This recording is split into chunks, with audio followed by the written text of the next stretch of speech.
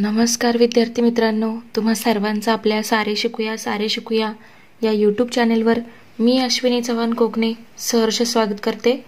विद्यार्थी मित्रांनो, आज आपण पाहणार आहोत इयत्ता 9वी विषय गणित दिवस 26वा ते दिवस 32वा पर्यंत आज आपण या व्हिडिओमध्ये पाहणार आहोत। चला तर मग सुरू करूया। पहा, या ठिकाणी दिवस 26वा मध्ये आपल्याला घटक दिलेला आहे चौरस। आपल्याला चौरसाचे गुणधर्म पडताळून पाहायला शिकायचे। पहा, जरा आठवूया। चौरस पहिला आहे चौरस, ज्या चौकोनाच्या सर्व बाजू एकरूप असतात व सर्व कोन काटकोन असतात त्या चौकोनाला चौरस असं म्हणतात। सर्व बाजू कशा पाहिजेत? एकरूप, आणि सर्व कोन पाहिजेत काटकोन। काटकोन म्हणजे 90 अंश। तर पहा आता चौरसाचे गुणधर्म। पहिला गुणधर्म, चौरसाचे कर्ण समान लांबीचे म्हणजेच एकरूप असतात।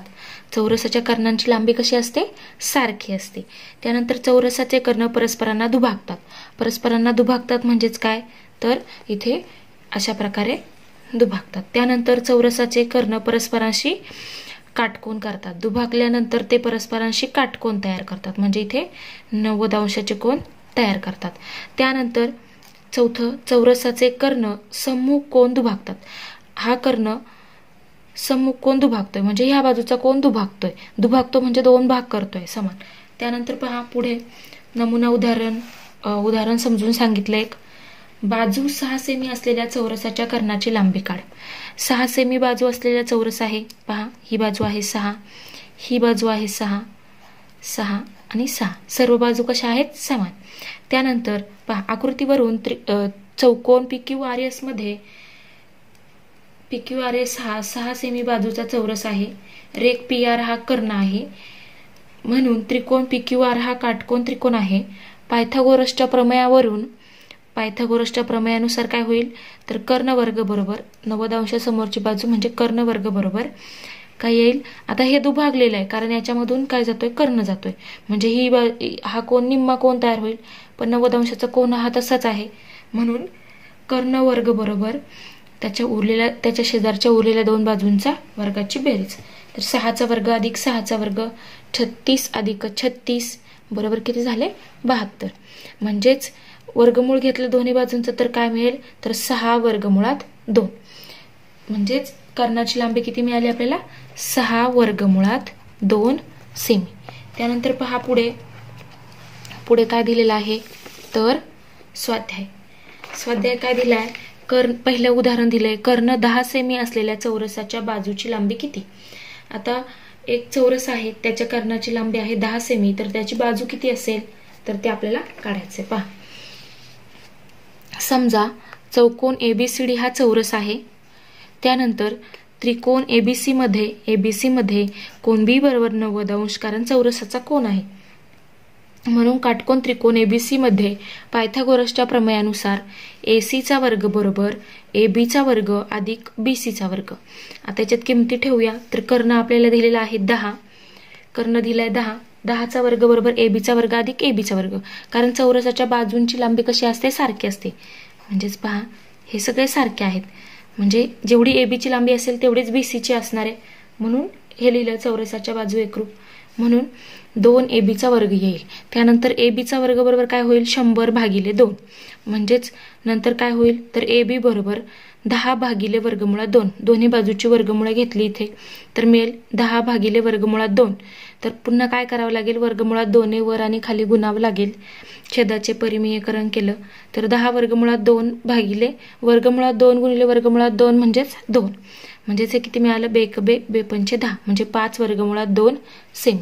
किंवा हे जे इथे मिळाले तिथेच 2 ने भागलं तर काय मिळेल? AB चा वर्ग बरोबर 50 मिळेल, म्हणजेच AB बरोबर काय होईल? दोन्ही बाजूची वर्गमुळे घेतली इथे तर AB बरोबर वर्गमुळात 50, म्हणजेच वर्गमुळात 50चे इथे अवयव पाडा। 25 गुणिले 2, 25चा वर्गमूळ आहे 5, म्हणजेच AB बरोबर मिळेल 5 वर्गमुळात 2 सेमी। म्हणजे चौरसाच्या बाजूची लांबी मिळाली 5 वर्गमुळात 2 सेमी, म्हणून चौरसाच्या बाजूची लांबी आहे 5 वर्गमुळात 2 सेमी। त्यानंतर पहा पुढचा प्रश्न क्रमांक 2, बाजू 8 सेमी असलेल्या चौरसाच्या कर्णाची लांबी किती? बाजू 8 सेमी असेल चौरसाची तर कर्णाची लांबी किती? तर पहा, समजा ABCD या चौरसात ABBCCD आणि AD बरोबर 8 सेमी, कारण चौरसाच्या चारही बाजू एकरूप असतात. आता त्रिकोण ABC या काटकोन त्रिकोणात पायथागोरसच्या प्रमेयानुसार कर्ण वर्ग बरोबर उरलेल्या दोन बाजूंच्या वर्गाची बेरीज. तर आता आपल्याला ह्या दोन बाजू माहिती आहेत, 8 8 मध्ये 8 ठेवा, 8चा वर्ग अधिक 8चा वर्ग 64 अधिक 64 128, म्हणजे AC बरोबर किती झालं, वर्गमुळात 128. वर्गमुळ घेतली, दोन्ही बाजूंचे वर्गमुळ घेऊन मग पुन्हा याचे अवयव पाडा, म्हणजेच AC बरोबर किती आलं, 8 वर्गमुळात 2. म्हणून चौरसाच्या कर्णाची लांबी 8 वर्गमुळात 2 सेमी आहे. त्यानंतर पहा पुढे, असा हा आपला स्वाध्याय पूर्ण झाला. आता पाहूया दिवस 27वा. याच्यामध्ये आहे समभुज चौकोन. आपल्याला काय पाहायचंय, समभुज चौकोनाचे गुणधर्म. जर आठवूया समभुज चौकोन. समभुज चौकोन म्हणजे काय, ज्या चौकोनाच्या सर्व भुजा समान लांबीच्या म्हणजे एकरूप असतात त्या चौकोनाला समभुज चौकोन असं म्हणतात. पहा इथे काय आहे, सर्व भुजा समान लांबीच्या एकरूप आहेत. आता पहा, समभुज चौकोनाचे सम्मुख कोन एकरूप असतात, समोरासमोरचे जे कोन असतात ते एकरूप असतात. समभुज चौकोनाचे कर्ण सम्मुख कोन दुभागतात. समभुज चौकोनाचे कर्ण हे सम्मुख कोन काय करतात, दुभागतात, म्हणजे समोरील कोन काय करतात, दुभागतात. त्यानंतर समभुज चौकोनाचे कर्ण परस्परांना दुभागतात, तसेच परस्परांशी काटकोन करतात, म्हणजे इथे काटकोन करतात. आता मग अशी आपण पाहिलं चौरस. चौरसाच्या बाजू कशा असतात, एकरूप असतात, म्हणजे समान लांबीचे असतात. पण सर्व कोन या ठिकाणी जे असतात ते कसे असतात, काटकोन असतात. पण इथे तसं नसतं, इथे हे कोन वेगवेगळे असू शकतात. पण समोरासमोरील कोन पहा, समोरासमोरचा जो कोन असणार आहे तो सारखा असणार आहे, हा आणि हा सारखा, हा आणि हा सारखा. आता उदाहरण पाहूया म्हणजे कळेल. तर पहा, नमुना उदाहरण.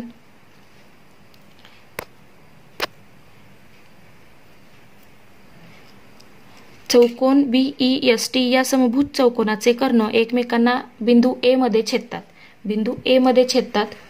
त्यानंतर जर BTS चे माप, कोन BTS बरोबर 110 अंश, म्हणजे हा पूर्ण जो आहे हा 110 अंश आहे, तर TBS बरोबर किती, TBS चे माप किती असेल, TBS पहा हे माप किती असेल असं विचारले. त्यानंतर दुसरा प्रश्न, जर TE बरोबर 24, TE बरोबर 24, म्हणजे हा कर्ण आहे जो तो त्याची लांबी दिली आहे 24 आणि BS ची लांबी दिली आहे 70, तर TS बरोबर किती, तर TS बरोबर किती, ही बाजू किती असेल. त्यानंतर कच्ची आकृती काढून कर्णाचा छेदनबिंदू A दाखवली. समभुज चौकोनाचे सम्मुख कोन एकरूप असतात. आता पहिलं सोडूया. पहा, हा कोन सम्मुख कोन कसे असतात, समभुज चौकोनाचे एकरूप असतात, म्हणजे हा कोन आणि हा कोन कसा असेल, सारखा असेल. तर आता त्यावरून पहा, तर BES बरोबर BTS, म्हणजे हा कोन आणि हा कोन कसा असणार आहे, सारखा असणार आहे, म्हणजे याचं सुद्धा माप किती येईल, 110 अंश. आता पहा, कोन BTS अधिक कोन BES अधिक कोन TBE, म्हणजे हा अधिक हा अधिक हा, ह्या सगळ्यांची चौघांची बेरीज घेतली तर ती आपल्याला माहिती आहे 360 असणार आहे. तर आता किमती ठेवूया, ही आहे 110, ही आहे 110, तर उरलेल्या दोघांचे किती असणार आहे, तर उरले दोघं अधिक बरोबर 360 बरोबर किती, 360. तर ह्या उरलेल्या दोघांची बेरीज बरोबर काय येईल, 360 वजा 220, म्हणजेच किती आलं, 140. मग ह्या दोघांची मापं कशी असणार आहेत, सारखी असणार आहेत, कारण काय, हे समोरासमोरील कोण आहेत, सम्मुख कोन, आणि समभुज चौकोनाचे सम्मुख कोन कसे असतात, एकरूप असतात, म्हणजे ह्या दोघांचं माप सारखं असणार आहे, म्हणजे TBE बरोबर काय असणार आहे, TSE असणार आहे. म्हणून दोघे TBEच्या जागी काय लिहा, TSE लिहा, किंवा TSEच्या ऐवजी TBE लिहा, म्हणजेच 2 वेळा त्यांचं माप काय होईल, डबल होईल, बरोबर काय होईल, 140 अंश. आता ह्या दोनने इकडे जाऊन भागा, म्हणजे काय मिळेल आपल्याला, तर TBE चे माप बरोबर काय मिळेल, 70 अंश. TBE किती मिळाला, 70 अंश. आकृती पाहूया. पहा इथे आकृती आहे ही TBE बरोबर किती मिळालं, 70 अंश. त्यानंतर पहा पुढे अजून काय विचारलंय, TBE काढून TBS काढून झाला, TBS काढायचं आपल्याला. TBE काढला म्हणजे हा कोण काढला आपण, पूर्ण काढला, हा मिळाला आपल्याला 70 अंश, पण आपल्याला फक्त इथपर्यंत विचारलाय, हा एवढा कुठला, हा एवढा विचारलाय, तर तो किती असेल? निम्मा असेल. म्हणजेच TBS बरोबर TBSचे माप बरोबर 1/2 गुणिले 70 अंश म्हणजेच 35 अंश. कारण समभुज चौकोनाचे कर्ण सम्मुख कोण दुभागतो म्हणजे निम्मा भाग करतायत, समान भाग करतायत दोन, त्यामुळे ते किती मिळालं? 35 अंश. त्यानंतर दुसरं काय काढायचं पहा. TE दिलाय आपल्याला, हा पूर्ण कर्ण दिलाय TE, त्याची लांबी दिली 24. त्यानंतर BS दिलाय, त्याची लांबी दिली 70. त्यानंतर आपल्याला विचारले TS, ही बाजू विचारली, TS ची लांबी किती? तर आता पहा काढूया. तर समभुज चौकोनाचे कर्ण एकमेकांना काटकोनात दुभागतात. म्हणजेच पहा इथे अशा प्रकारे काटकोनात दुभागतात. इथे 90 अंश, इथे 90 अंश, इथे 90 अंश, अशा प्रकारे. आता पहा, तर त्रिकोण TAS मध्ये याच्यामध्ये 90 अंशासमोरील बाजू म्हणजे हा झाला आपला कर्ण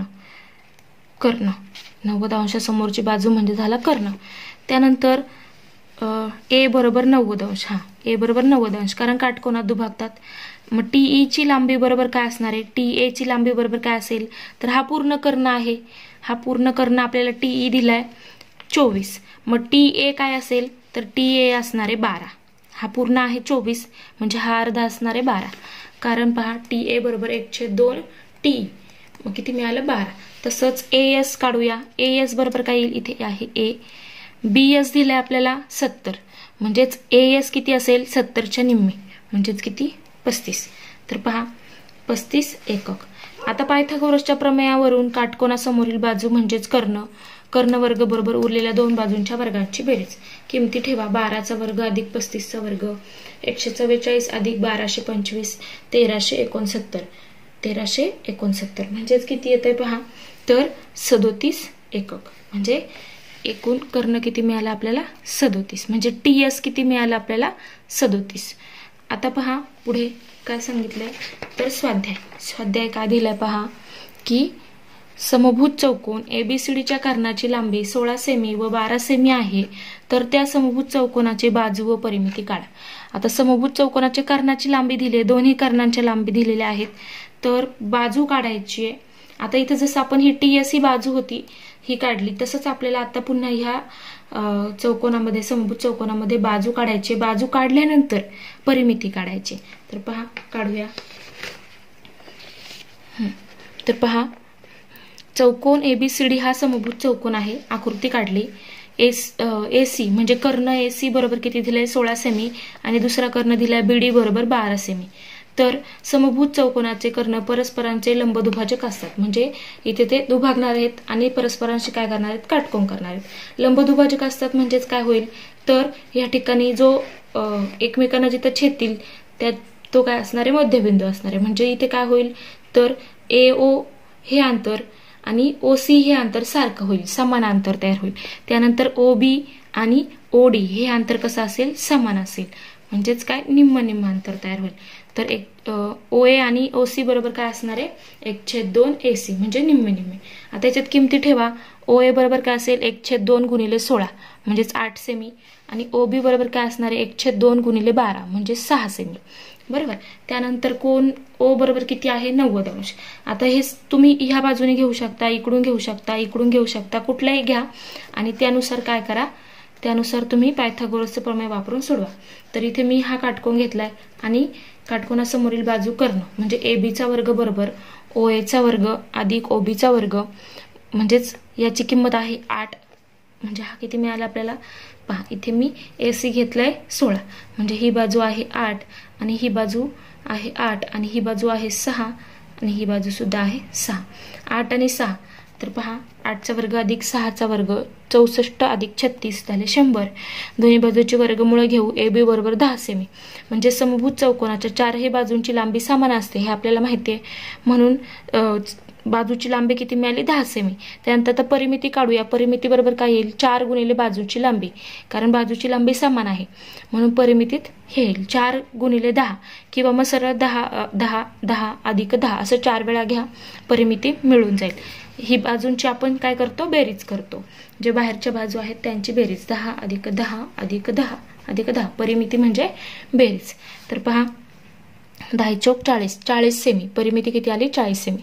म्हणजे समभुज चौकोनाच्या बाजूची लांबी 10 सेमी व परिमिती 40 सेमी आहे.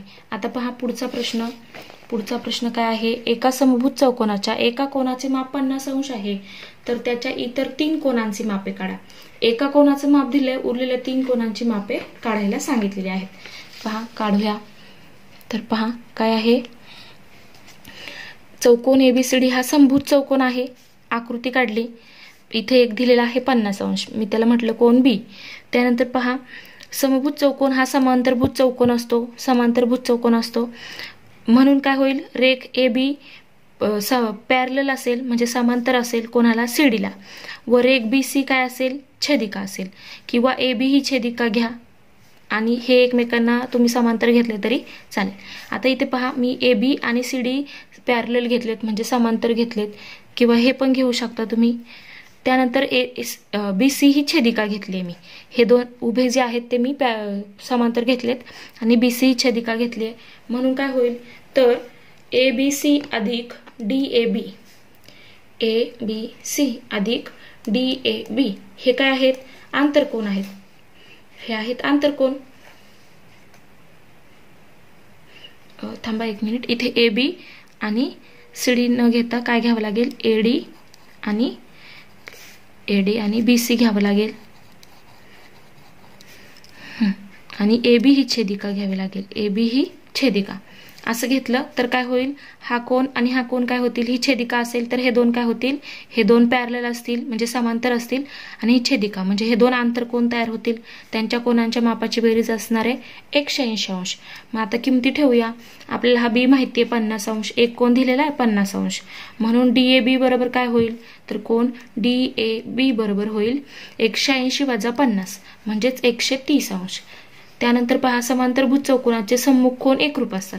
आता हा कोन आपल्याला दिलेला आहे 50 अंश, तर समांतरभुज चौकोनाचे समभुज चौकोन हा समांतरभुज चौकोन असतो आणि समांतरभुज चौकोनाचे सम्मुख कोन एकरूप असतात. म्हणजे हा जर 50 असेल तर D सुद्धा किती असणार आहे, 50 असणार आहे. म्हणून इथे पहा कोन B एकरूप कोन D लिहिलंय आणि कोन CDA किंवा ADC बरोबर काय येईल, 50 अंश. त्यानंतर कोन A एकरूप कोन C, म्हणून कोन C बरोबर सुद्धा काय येईल, 130 अंश.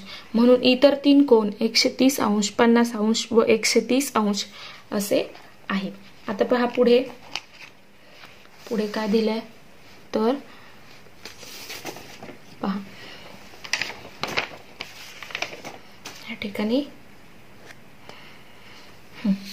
पुढचं दिलंय 28वा दिवस, समांतरभुज चौकोन.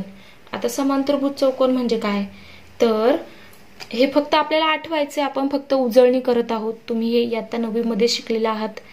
तर पहा इयत्ता 8वी मध्ये शिकलेले आहात. तर पाहूया आता, ज्या चौकोनाच्या सम्मुख भुजा परस्परांना समांतर असतात त्या चौकोनाला समांतरभुज चौकोन असं म्हणतात.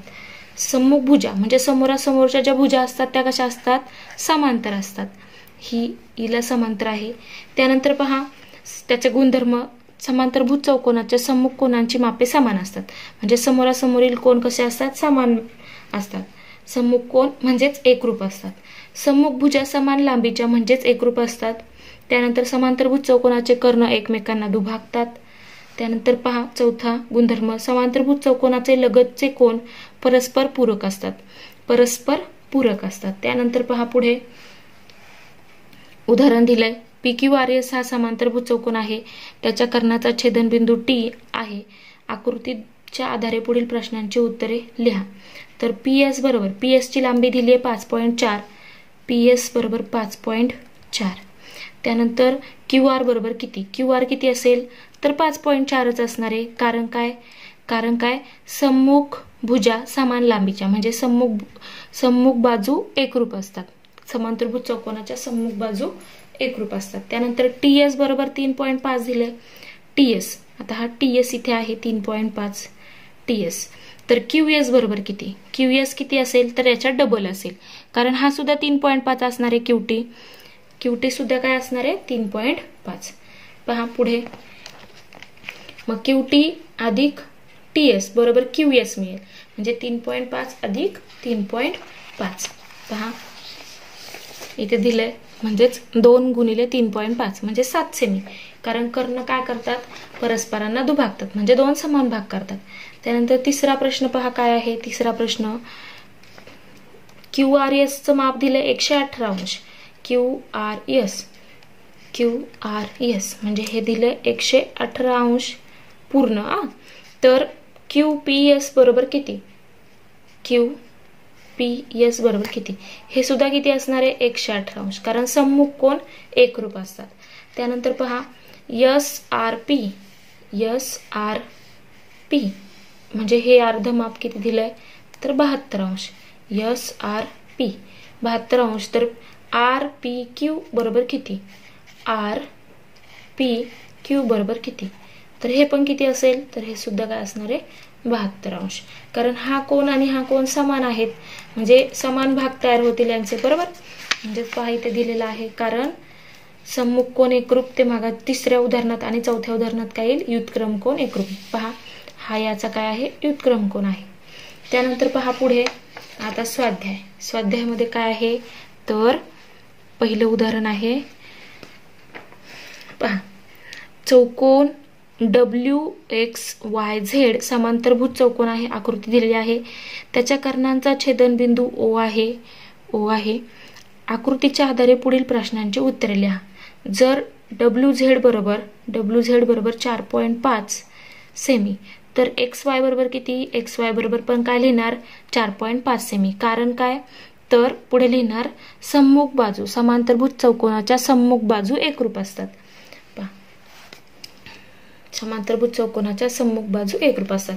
त्यानंतर WO बरोबर 3.3, WO 3.3 हे दिलं 3.3. तर YO बरोबर किती, YO बरोबर सुद्धा किती असणार आहे, 3.3. कारण काय लिहिणार, कर्ण परस्परांना दुभागतात. त्यानंतर पहा YZ बरोबर 8.2 सेमी.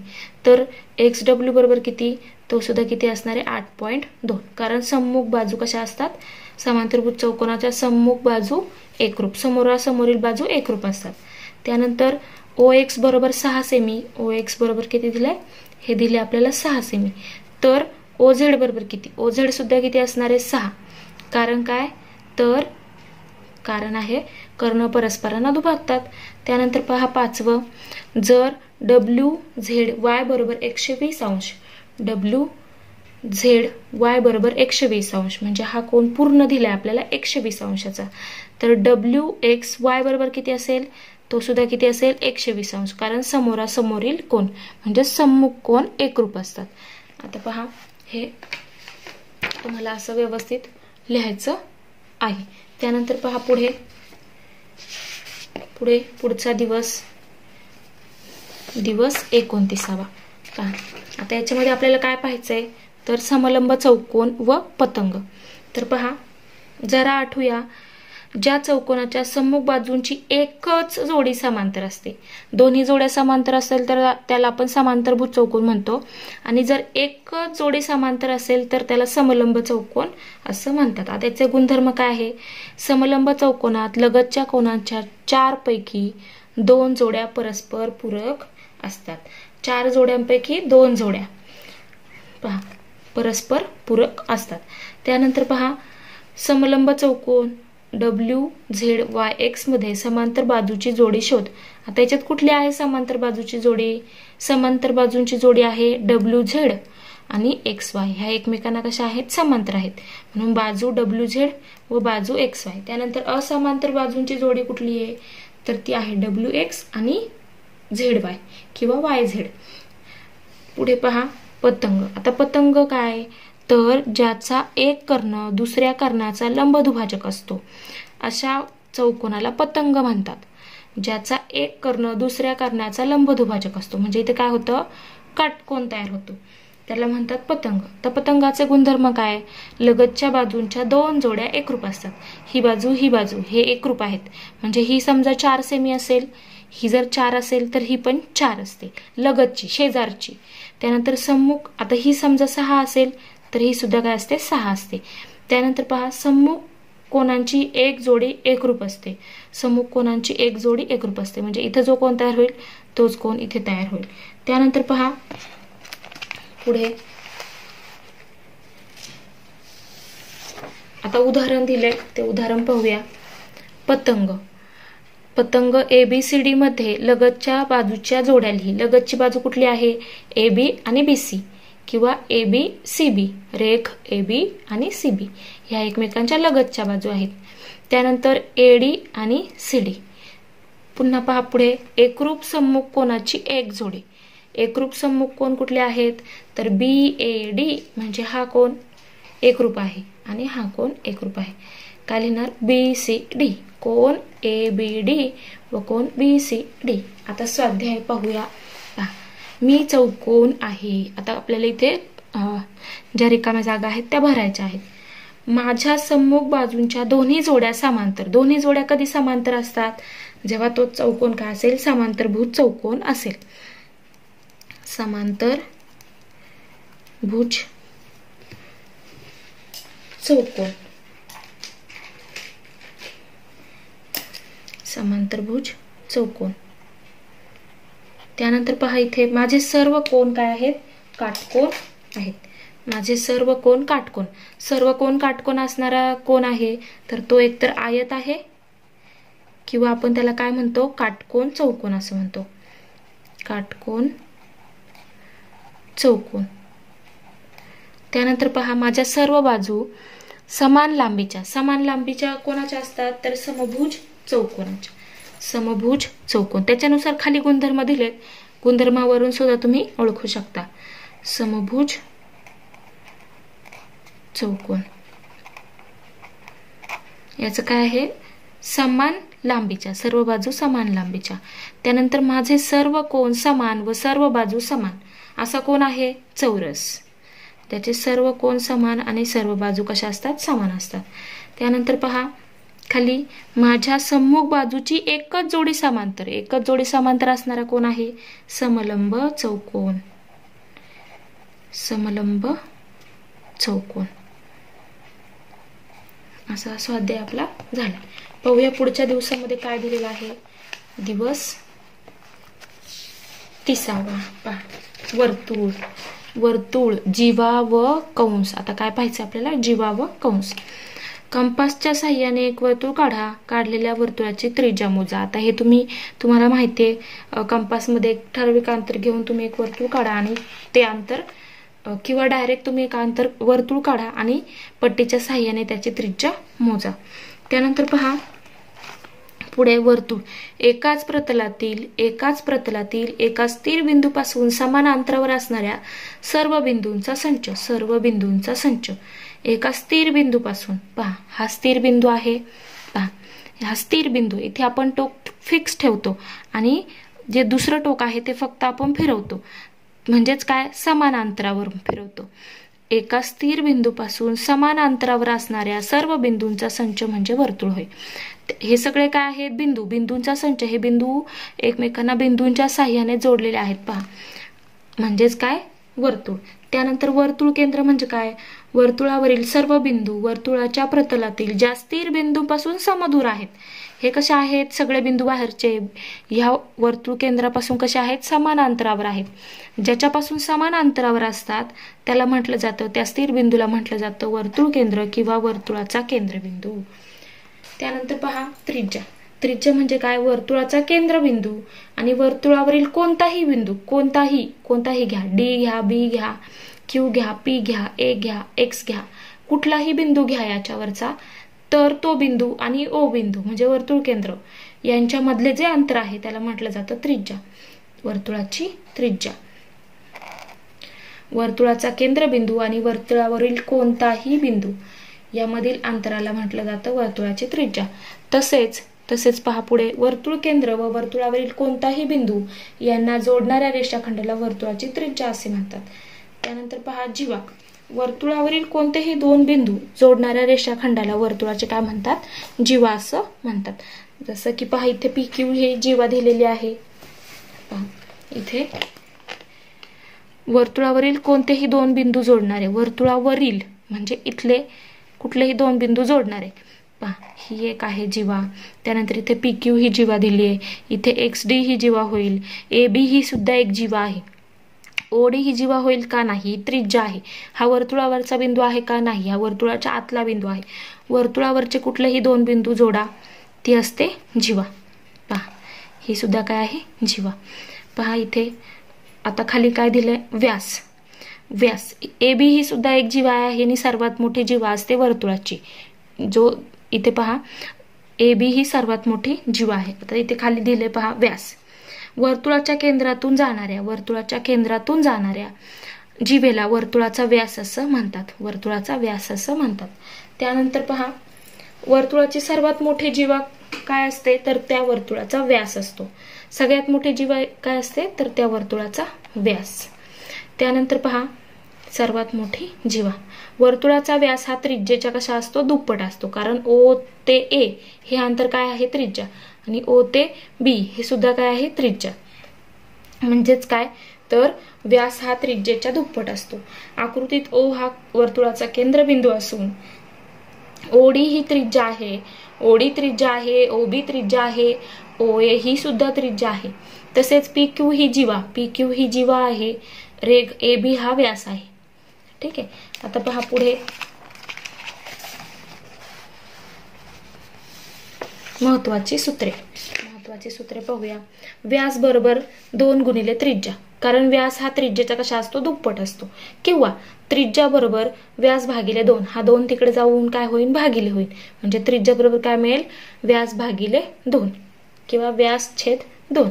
दुसरं सूत्र महत्वाचं, वर्तुळाचा परिघ बरोबर 2 पाय आर किंवा परिघ बरोबर पाय डी.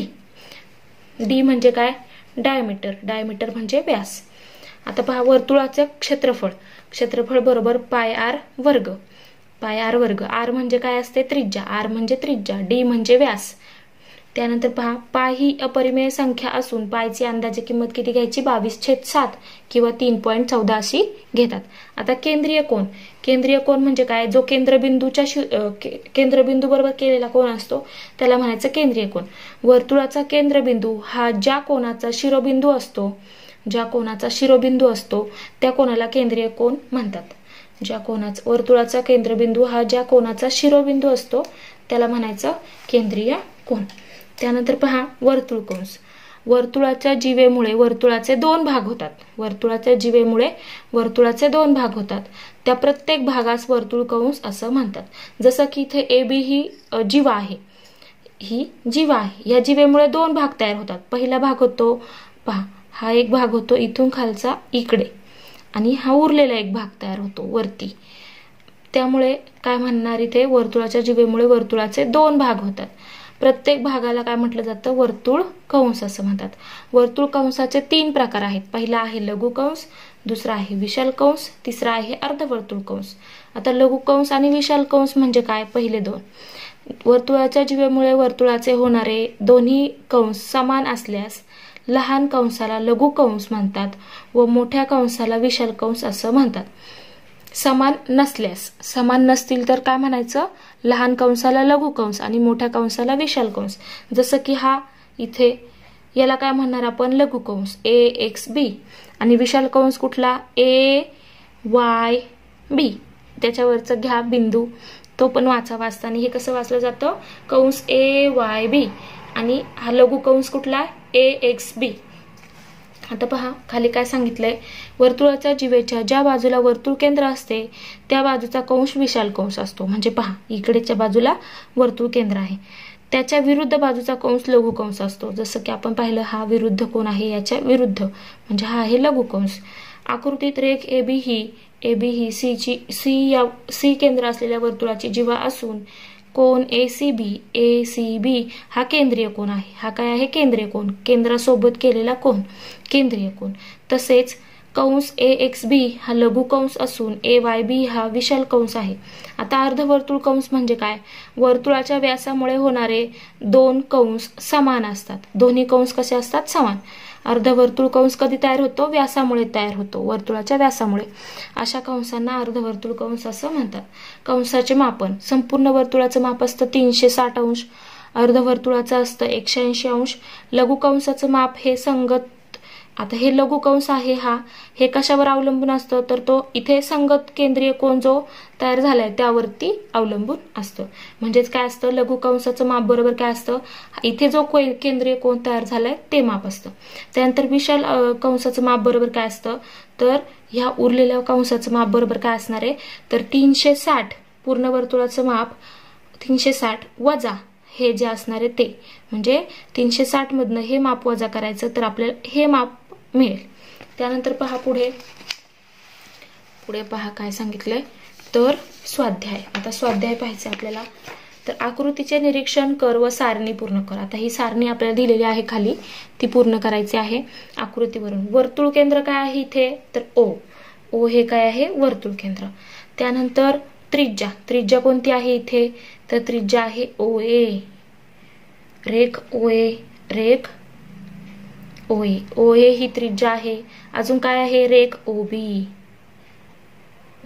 अजून OC, रेख OC.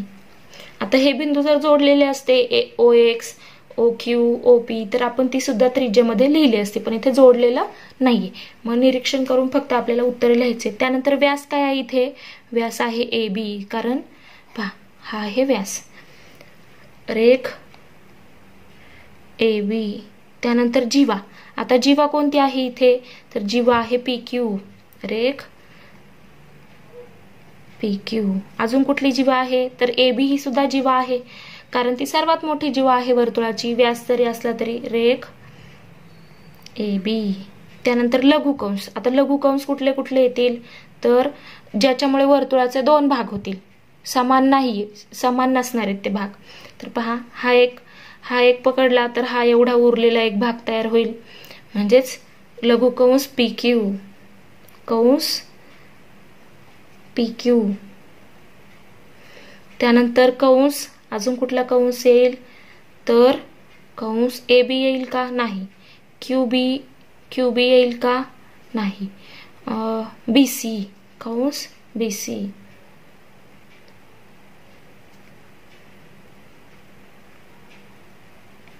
कंस BC, कारण याच्यामुळे वर्तुळाचे काय होतात दोन भाग.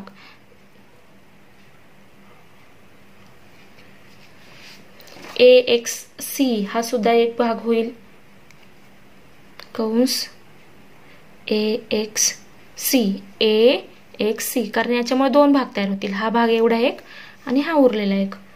त्यानंतर पहा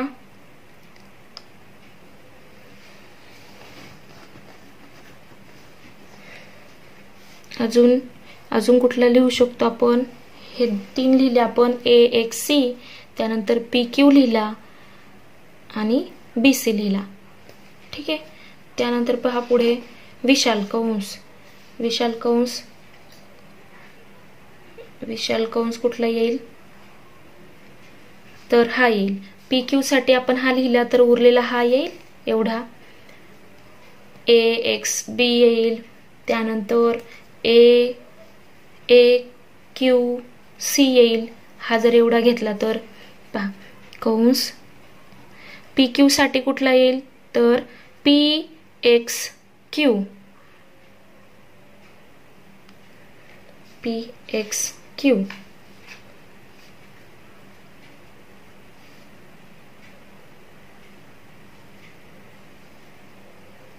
कंस PXQ लिहा किंवा PCQ लिहिलं तरी चालेल, किंवा मग अजून काय लिहू शकता AXQ, पहा AQC, कंस AQC. पहा त्यानंतर अजून AQC लिहिला. जेवढे तुम्हाला आठवतील तेवढे लिहा, पहा जेवढे तुम्हाला पटापट दिसतील तेवढे लिहू शकता तुम्ही. त्यानंतर आता अर्धवर्तुळ कंस कुठले कुठले आहेत पहा, ज्याच्यामुळे दोन अर्धवर्तुळ तयार होतात. तर हा आहे एक AQB, कंस AQB.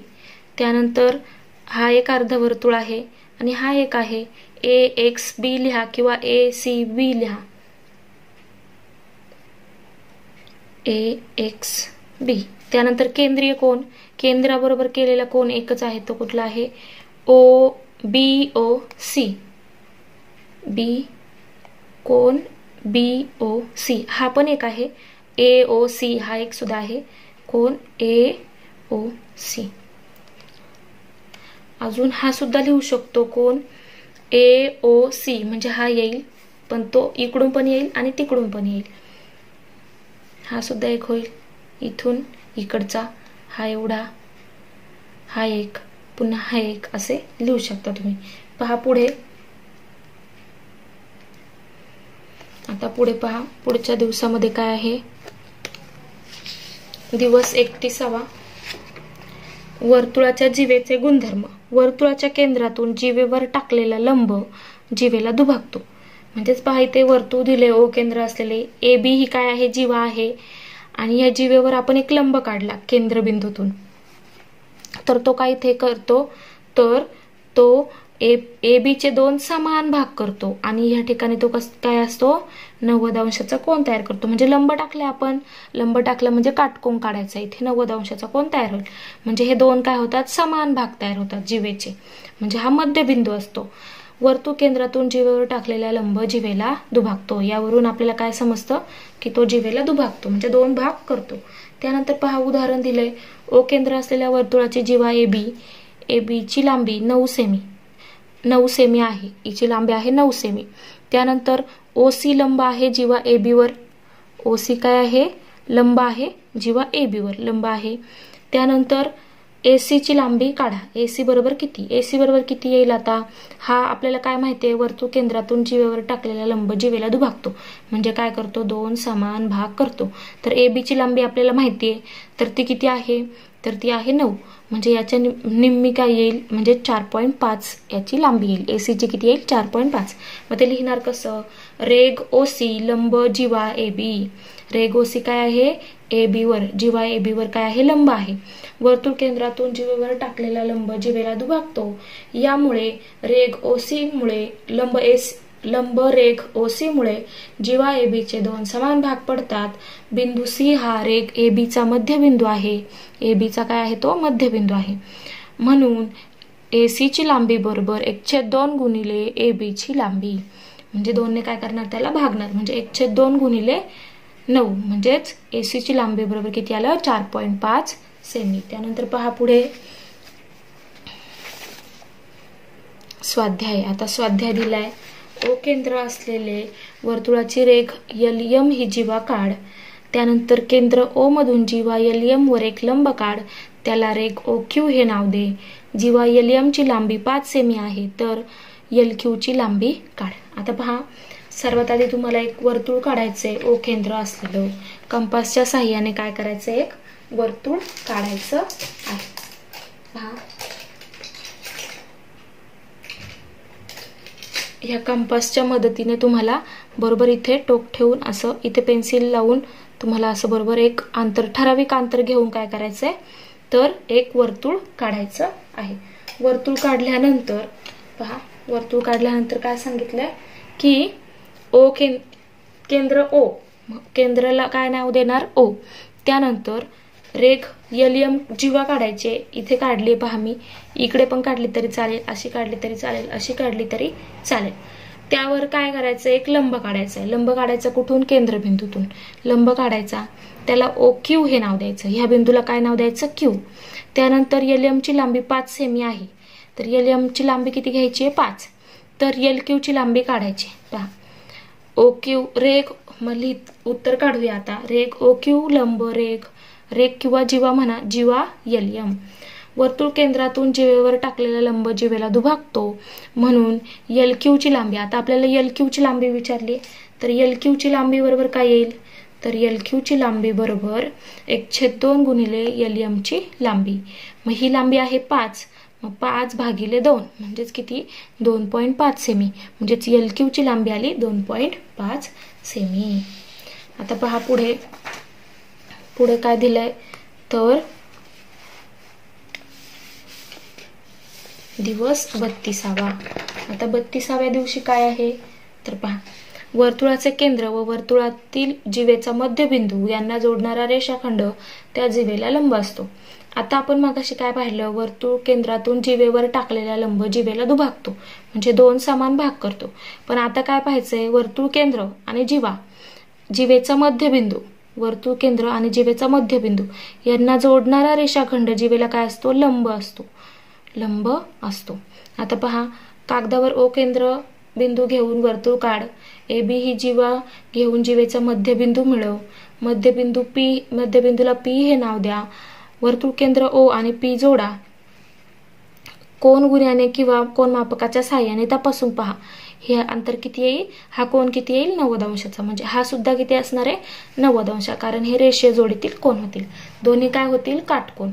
म्हणजेच यावरून वर्तुळाचे केंद्र आणि वर्तुळातील जिवेचा मध्यबिंदू यांना जोडणारा रेषाखंड त्या जिवेला कसा असतो, लंब असतो. त्यानंतर पहा, आता उदाहरण दिलंय, केंद्र ओ असलेल्या वर्तुळाची त्रिज्या आहे 5 सेमी. केंद्र ओ असलेल्या वर्तुळाची त्रिज्या आहे 5 सेमी. ओ वर्तुळ केंद्रापासून 3 सेमी अंतरावर जिवा ए बी आहे, म्हणजे हे अंतर दिलंय 3 सेमी. जिवेचं वर्तुळ केंद्रापासूनचं अंतर आहे 3 सेमी. त्रिज्या दिली आहे 5.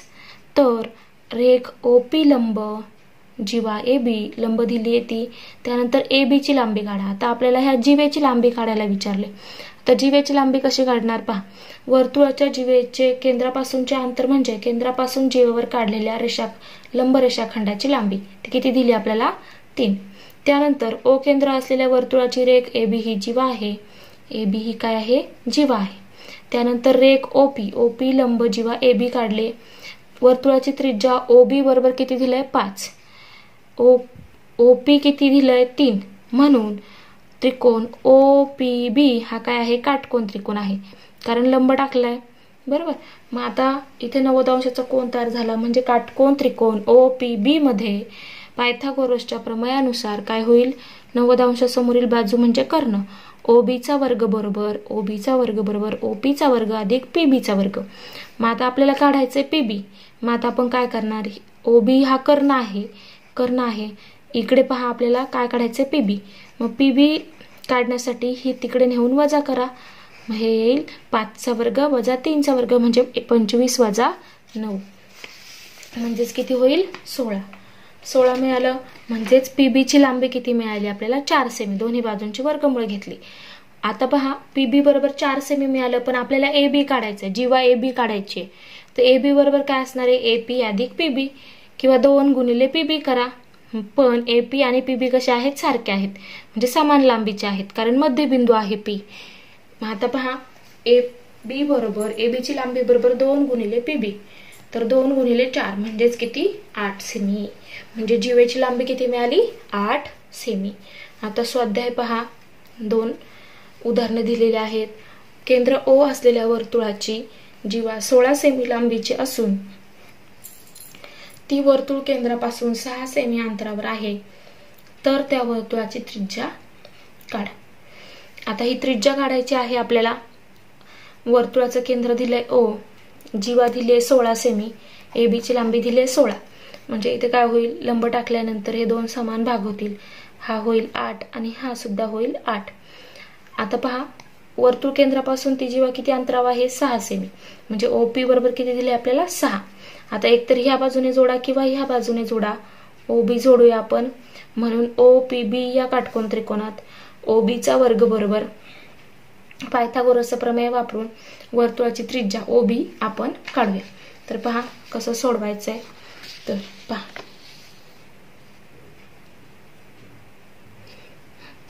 वर्तुळ केंद्रातून जिवेवर टाकलेला लंब जिवेला दुभागतो. ओ केंद्र असलेल्या वर्तुळात जिवा ए बी बरोबर 10 सेमी. रेग ओपी लंब जिवा ए बी. ओपी बरोबर 6 सेमी दिलंय. एपी बरोबर पीबी बरोबर 1/2 गुणिले एबी. कारण लंब जिवेला दुभागतो, 2 समान भाग करतो. म्हणजे एपी बरोबर पीबी बरोबर काय होईल, 8 सेमी. म्हणून त्रिकोण ओपीबी मध्ये पायथागोरसच्या प्रमेयानुसार कर्ण वर्ग बरोबर उरलेल्या 2 बाजूंच्या वर्गाची बेरीज. एक आहे 6, लंब आहे 6 सेमी आणि बाजू दिली जिवेची अर्धी बाजू काय तयार झाली आपली 8. तर हे ठेवल्या किमती, मग 36 अधिक 64 100 झाले. ओबी बरोबर 10 सेमी, दोन्ही बाजूची वर्गमूळे घेतली. वर्तुळाची त्रिज्या बरोबर किती मिळालं आपल्याला, 10 सेमी. त्यानंतर पहा पुढे, एका वर्तुळाचे केंद्र सी असून त्याची त्रिज्या 10 सेमी आहे, त्या वर्तुळाच्या एका जीवेची लांबी 12 सेमी आहे, तर जीवा केंद्रापासून किती अंतरावर आहे? जीवेचं केंद्रापासूनचं अंतर काढायचे. म्हणजे इथे पहा आकृती पण दिलेली आहे. ही आकृती तुम्हाला उत्तरामध्ये सुद्धा काढायची असते. ही सुद्धा आकृती तुम्हाला उत्तरात काढावी लागणार आहे. तर पहा सोडवायचे कसं. तर पहा इथे केंद्र सी असलेल्या वर्तुळाची त्रिज्या AC बरोबर 10 सेमी दिलाय, जीवा AB बरोबर 12 सेमी दिलाय. वर्तुळ केंद्रातून जीवेवर टाकलेल्या लंबजीवेला दुभागतो.